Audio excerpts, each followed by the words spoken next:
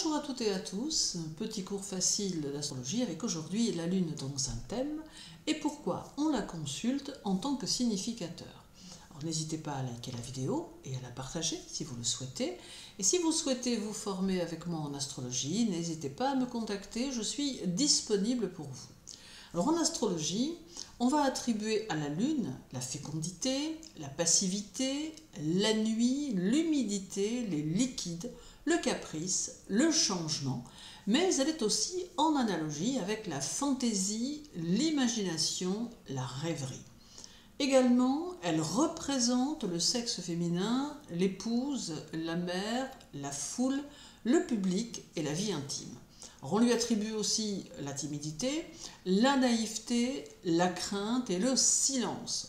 Également, on lui attribue l'inconstance, la frivolité, la susceptibilité, l'indécision, l'indolence et le caprice. Elle est un astre féminin, un astre d'eau, froid et humide. Elle est la réceptivité, elle est le changement, ce qui est transitoire, matériel et négatif. Elle représente également l'âme. Alors elle a pour principe de s'imprégner de l'influence de la planète qui la gouverne et des planètes qui l'aspectent de très près. On la consulte dans un thème pour être renseigné sur l'harmonie des fonctions organiques, sur la vie intime et familiale, sur le rôle possible des femmes dans la vie, sur la fécondité de l'imagination, la précision de la mémoire ainsi que sur l'intuition. Alors elle concerne aussi la mentalité du sujet, son psychisme, son émotivité, son enfance et la part secrète enfouie dans l'inconscient et qui contient la petite enfance. Elle renseigne sur la popularité et les changements à venir ainsi que les déplacements. Elle donne des indications sur les capacités à apprendre des langues étrangères.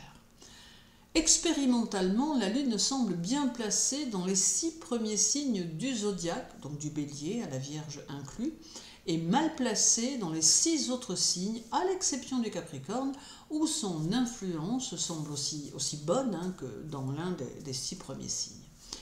Alors la Lune représente la mère, l'épouse, les sœurs, la foule, la clientèle, le public.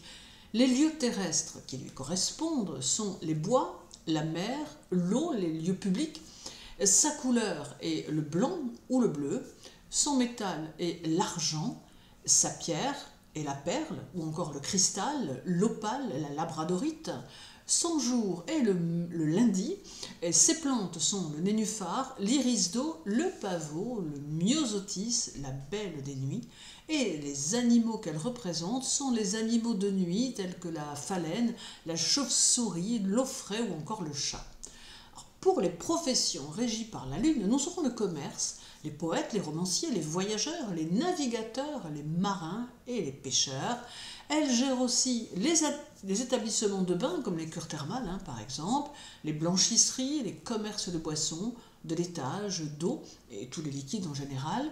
On lui attribue aussi les vendeurs, les représentants, les gens de maison, les nourrices, les infirmières, mais aussi les acteurs, les réalisateurs, les politiques, les journalistes, les historiens et les employés en général, et ainsi de suite.